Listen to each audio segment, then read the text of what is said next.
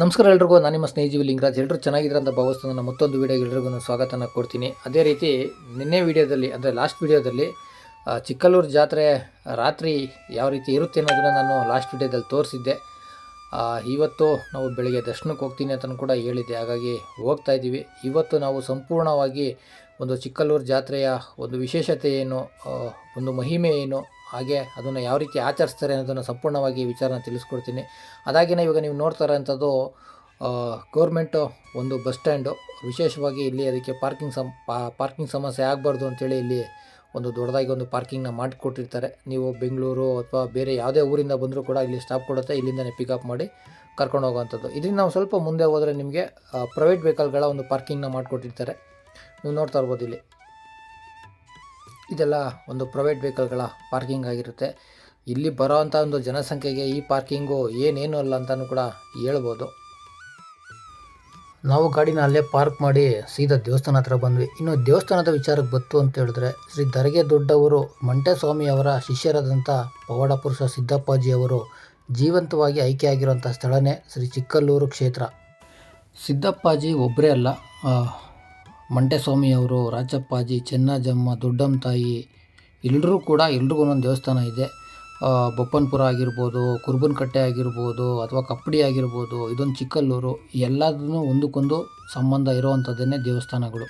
ಹಾಗೆ ಸ್ನೇಹಿತರೆ, ಇದಿಷ್ಟೇ ಅಲ್ಲ, ಇನ್ನು ಮಂಟೇಸ್ವಾಮಿ, ಸಿದ್ದಪ್ಪಾಜಿ ಇವರ ಒಂದು ಜೀವನ ಚರಿತ್ರೆಗೆ ಹೆಚ್ಚು ಕಮ್ಮಿ 1500 ವರ್ಷಗಳ ಇತಿಹಾಸ ಇದೆ ಅಂತಲೇ ಹೇಳ್ಬೋದು. ಸ್ನೇಹಿತರೆ, ಇದು ಸಿದ್ದಪ್ಪಾಜಿಯ ಒಂದು ವಿಚಾರ. ಆದರೆ ಇನ್ನು ಚಿಕ್ಕಲ್ಲೂರು ಜಾತ್ರೆ ಅಂತ ಬಂದರೆ ಇದನ್ನು ಯಾವ ರೀತಿ ಮಾಡ್ತಾರೆ ಅನ್ನೋದನ್ನು ನಾನು ಮುಂದೆ ತಿಳಿಸ್ಕೊಡ್ತೀನಿ. ಸ್ನೇಹಿತರೆ, ಚಿಕ್ಕಲ್ಲೂರು ಸಿದ್ದಪ್ಪಾಜಿ ಜಾತ್ರೆ ವರ್ಷದ ಮೊದಲನೇ ತಿಂಗಳು ಅಂದರೆ ಜನವರಿ ಹುಣ್ಣಿಮೆ ದಿವಸ ಸ್ಟಾರ್ಟ್ ಆಗುವಂಥದ್ದು. 5 ದಿನ ನಡೆಯುವಂಥ ಒಂದು ಜಾತ್ರೆ ಇದು.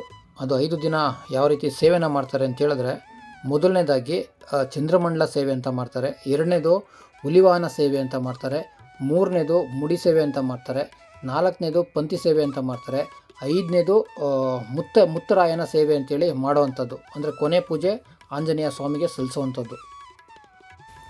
ಹಾಗೆ ಸ್ನೇಹಿತರೆ, 5 ದಿವಸ ನಡೆಯುವಂಥ ಈ ಜಾತ್ರೆಯಲ್ಲಿ 2 ದಿವಸ ತುಂಬಾ ಗಮನ ಸೆಳೆಯುತ್ತದೆ.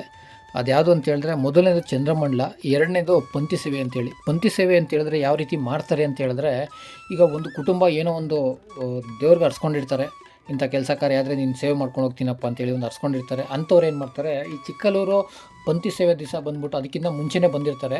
ನೀವು ನೋಡ್ತಾ ಇರ್ಬೋದು, ಇಲ್ಲಿ ಒಂದೊಂದು ಜಾಗನ ಮಾಡ್ಕೊಂಡಿರ್ತಾರೆ ಅವ್ರು ಇರೋದಕ್ಕೆ. 2 ದಿವಸ 3 ದಿವಸ ಇಲ್ಲೇ ಇರ್ತಾರೆ. ಆವಾಗ ಅವರು ಆ ಜಾಗನ ಶುದ್ಧಿ ಮಾಡಿಕೊಂಡು ಆ ಕಂದಾಯ ತರಿಸಿ ಅಲ್ಲಿಟ್ಟು ಪೂಜೆ ಮಾಡಿ, ದೂರದಲ್ಲಿರುವಂಥ ನೆಂಟರು, ಸ್ನೇಹಿತರು, ಬಂಧು ಬಳಗ ಎಲ್ಲರನ್ನೂ ಕರೆದು ಮೊದಲು ನೀಲ್ಗಾರರಿಗೆ ಅಂದರೆ ದೇವ್ರಗುಡ್ಡಪ್ಪದವರಿಗೆ ಒಂದು 5 ಜನಕ್ಕೆ ಕರೆದು ಪೂಜೆ ಮಾಡಿಸಿ ಊಟ ಹಾಕಿ, ತದಾದ ನಂತರ ಅವರು ಊಟ ಮಾಡುವಂಥದ್ದು ಪದ್ಧತಿ ಇದೆ. ಅದನ್ನು ಬಿಟ್ಟರೆ ಇನ್ನು ದೇವ್ರಗುಡ್ಡಪ್ಪಗಳ ವಿಚಾರಕ್ಕೆ ಬಂತು ಅಂತ ಹೇಳಿದ್ರೆ ನಾನು ಅದನ್ನು ಮುಂದೆ ತಿಳಿಸ್ಕೊಡ್ತೀನಿ.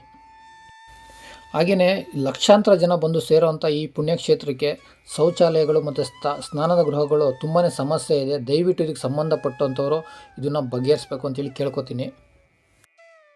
ಸ್ನಾನ ಮಾಡಿಕೊಂಡು ಅಲ್ಲಿಂದ ನಾವು ಸೀದಾ ಬಂದಿದ್ದು ದರ್ಶನ ಮಾಡೋಣ ಅಂಥೇಳಿ. ಅಲ್ಲಿ ಸ್ಪೆಷಲ್ ಎಂಟ್ರಿಗೆ 100 ರೂಪಾಯಿ ಇತ್ತು. 100 ರೂಪಾಯಿ ಕೊಟ್ಟು ಹೋಗೋಣ ಅಂಥೇಳಿ ನಾವು ಫೋನ್ಪೇನ ಮಾಡಿ, ನಮ್ಮ ಹತ್ರ ಕ್ಯಾಶ್ ಇರಲಿಲ್ಲ. ಫೋನ್ಪೇನ ಮಾಡೋಕ್ಕೆ ಹೋದರೆ ಫೋನ್ಪೇ ಆಗ್ತಾನೇ ಇರಲಿಲ್ಲ. ಅದೊಂದು ಸಮಸ್ಯೆ ಆಗಿ ನಾವು ಏನು ಮಾಡೋಕ್ಕಾಗಲಿಲ್ಲ. ಹಾಗಾಗಿ ನಾವು ಧರ್ಮದರ್ಶನಕ್ಕೆ ಬಂದು ನಿಂತ್ಕೊಂಡು ಅಲ್ಲಿಂದ ನಾವು ದರ್ಶನ ಮಾಡ್ಕೊಂಡ್ವಿ.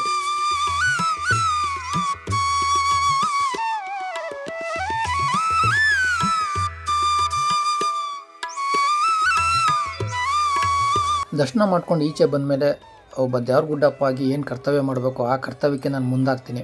ಅದೇನಂತ ಹೇಳಿದ್ರೆ, ದೇವಸ್ಥಾನದಿಂದ ಹೊರಗಡೆ ಬಂದಮೇಲೆ ಪ್ರದಕ್ಷಿಣೆ ಹಾಕ್ಕೊಂಡು ಒಂದು 4 ಜನದ ಹತ್ರ ನಾವು ಭಿಕ್ಷೆನ ಬೇಡಬೇಕು. ಅದೊಂದೇ ಅಲ್ಲ, ಸೋಮವಾರ ಶುಕ್ರವಾರ ನಾವು ಮನೆ ಹತ್ರ ಕೂಡ ನಾವು ಭಿಕ್ಷೆನ ಮಾಡ್ತೀವಿ.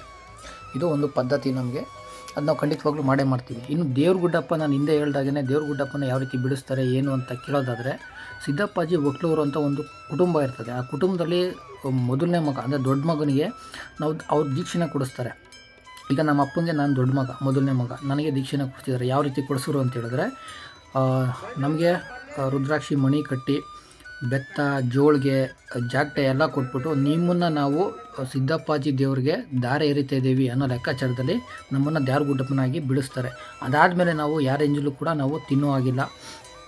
ತುಂಬ ಶುಭ ಸಮಾರಂಭಗಳಿಗೆ ನಮ್ಮನ್ನು ಕರೀತಾರೆ. ಅಂದರೆ ಒಂದು 5 ಜನನ ಗುಡ್ಡಪ್ಪದಿರನ್ನ ಕರೆಸಿ ಅಲ್ಲಿ ಪೂಜೆನ ಮಾಡಿ ಯಾರೂ ಒಂದು ಅಡುಗೆ ಎಂಜಲಾಗದೇ ಇರೋಂಥ ಅಡುಗೆನ ಮಾಡಿ ಅದನ್ನು ನಮಗೆ ಬಡಿಸಿ ತದಾದ ನಂತರ ಅವರು ಊಟನ ಮಾಡುವಂಥದ್ದು ಪದ್ಧತಿ ಇದೆ.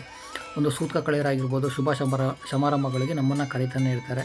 ಅದನ್ನು ಹೊರತುಪಡಿಸಿದ್ರೆ ನಾವು ಮುಂದೆ ಮಾಡಬೇಕು ಅಂದರೆ ನನ್ನ ದೊಡ್ಡ ಮಗನಿಗೆ ಕೂಡ ನಾನು ಅದನ್ನು ಬಿಡಿಸ್ಕೊಂಡು ಹೋಗ್ತೀನಿ. ಈ ರೀತಿ ಪರಂಪರೆಯಾಗಿ ನೀಲಗಾರರ ಪರಂಪರೆ ಬೆಳೀತಾ ಇರೋವಂಥದ್ದು. ವರ್ಷದಲ್ಲಿ ಒಂದ್ಸಲಿ ನಡೆಯುವಂಥ ಈ ಜಾತ್ರೆಗೆ ನೀಲಗಾರರು ಅಥವಾ ಗುಡ್ಡಪ್ಪದಿರು ಎಲ್ಲೇ ಇದ್ದರೂ ಕೂಡ ಈ ಜಾತ್ರೆಗೆ ಬಂದೇ ಬರ್ತಾರೆ, ಸೇರ್ತಾರೆ. ಸೇವೆನ ಮಾಡ್ಕೊಂಡು ಹೋಗುವಂಥದ್ದು ಅವರ ಒಂದು ಕರ್ತವ್ಯ ಆಗಿರ್ತದೆ ಮತ್ತು ಒಂದು ಪದ್ಧತಿಯಾಗಿರ್ತದೆ.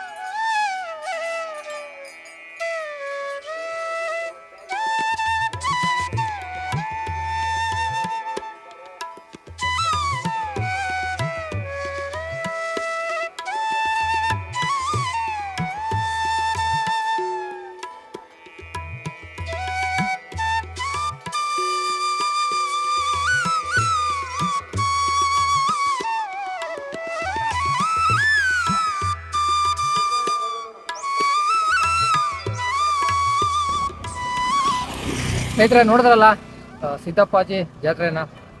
ಈ ವಿಡಿಯೋ ನಿಮಗೆ ಇಷ್ಟ ಆಗಿದ್ರೆ ಲೈಕ್ ಮಾಡಿ, ಸಬ್ಸ್ಕ್ರೈಬ್ ಮಾಡಿಕೊಂಡು ಸಪೋರ್ಟ್ ಮಾಡಿ ಅಂತ ಕೇಳ್ತಾ ಸಿಗೋಣ ಮುಂದಿನ ವಿಡಿಯೋದಲ್ಲಿ. ಅಲ್ಲಿವರೆಗೂ ಎಲ್ರಿಗೂ ನಮಸ್ಕಾರ.